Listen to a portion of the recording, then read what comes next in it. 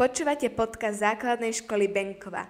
Moje meno je Lenka Rezáková a spolu so mnou toto vysielanie pripravovali Melisa Sabo a Kailin Sonleitnerová zo 6. A.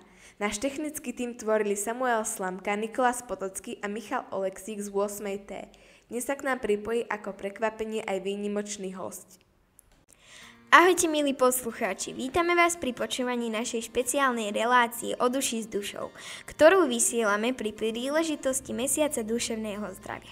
Tento mesiac si pripomíname, že o svoje zdravie sa treba starať nielen zvonka, ale aj znútra.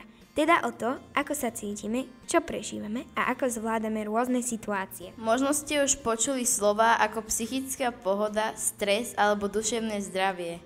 Ale čo to vlastne znamená? Znamená to, že sa cítime v poriadku, máme energiu, vieme sa tešiť z maličkosti, rozprávať s kamarátmi a zvládať aj ťažšie dni. Nie každý deň je však veselý a jednoduchý. Niekedy sa nám nechce do školy, máme pocit, že nič nejde, alebo sa len cítime zvláštne smutný. A to je úplne v poriadku. Také chvíľky zažíva každý z nás. Dôležité je vedieť, že na to nie sme sami, že sa dá o tom hovoriť a že existujú ľudia, ktorí nám vedia pomôcť. A práve o tom bude dnešná relácia. Porozprávame sa o tom, ako sa starať o svoje duševné zdravie, čo robiť, keď máme ťažký deň a ako môžeme pomôcť sebe aj kamarátom. Našou dnešnou hostkou je Katka Kmeťová, naša školská psychologička, ktorá nám prezradí, ako sa môžeme cítiť lepšie, keď nás niečo trápi a ako sa starať o svoju pohodu každý deň. Dobrý deň, vítame vás. Ahojte všetci. Čo vlastne robí školský psychológ?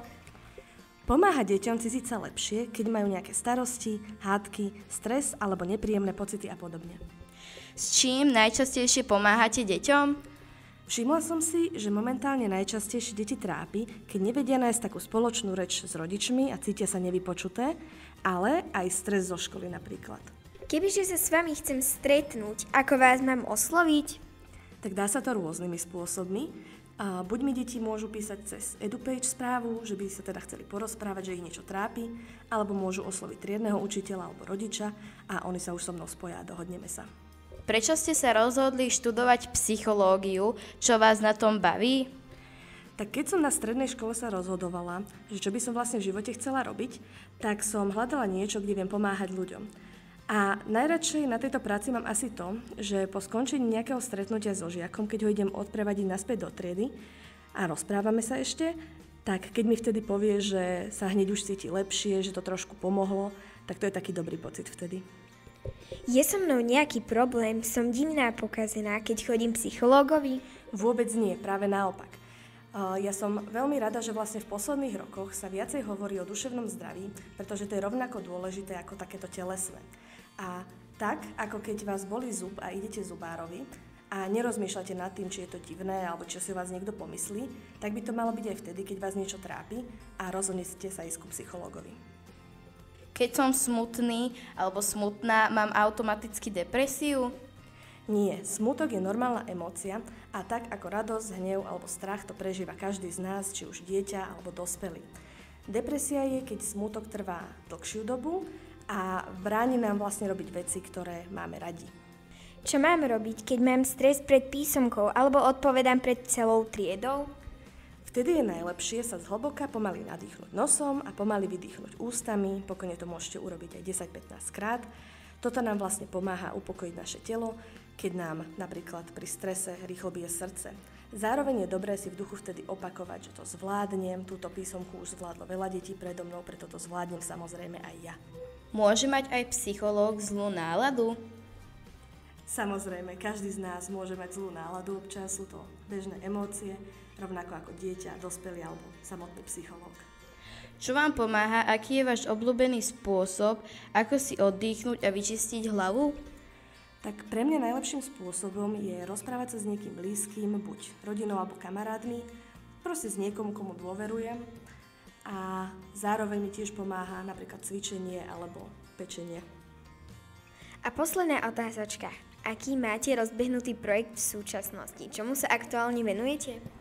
Momentálne u nás na škole počas mesiaca október prebieha akcia Mesiac duševného zdravia. Áno, veľmi nás bavili vaše výzvy a nie len nás, ale aj našich rodičov. Povedzte nám o tom niečo viac.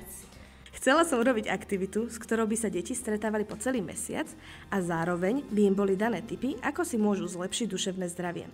Keďže je možné, že niektoré z týchto typov deti nepoznajú, môžu zistiť, že sa im páčia a môžu ich využívať aj v budúcnosti. Ďakujeme Katke Kmeťovej za krásne slová a užitočné rady. Dnes sme sa rozprávali o tom, že duševné zdravie je rovnako dôležité ako to telesné. Každý z nás má lepšie aj horšie dni, ale nie sme v tom sami. Niekedy pomôže rozhovor, inokedy úsmev, krátka prechádzka alebo chvíľka ticha. Dôležité je počúvať samých seba a nehanbiť sa požiadať o pomoc, keď ju potrebujeme.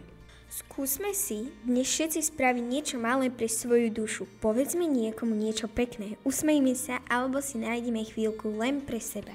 Ďakujeme, že ste počúvali našu reláciu o duši s dušou. Pamätajte, starať sa o duševné zdravie nie je slabosť, ale sila. Maj pekný deň pre telo aj pre dušu.